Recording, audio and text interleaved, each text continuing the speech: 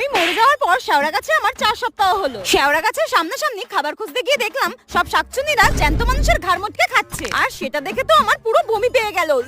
তারপর আমি ভাবলাম আমিও তো শাকচুন্নি হয়ে গেছি, আমি কেন ঘেন্না পাচ্ছি, আমাকে তো এগুলোই খেতে হবে। কোনো খাবার না পেয়ে আমি অন্যদিকে যাচ্ছিলাম, হঠাৎ দেখলাম আরো একটা শাকচুন্নি নতুন এসেছে, আর আমি তাকে জিজ্ঞাসা করলাম তুমি কি আজকেই মরেছো? সে ঘাড় নেড়ে জানায় হ্যাঁ আমি আজকেই মরেছি, তুমি কি আমার সাথে গল্প করবে? আমি মনে মনে ভাবি এর সাথে নাকি গল্প করব।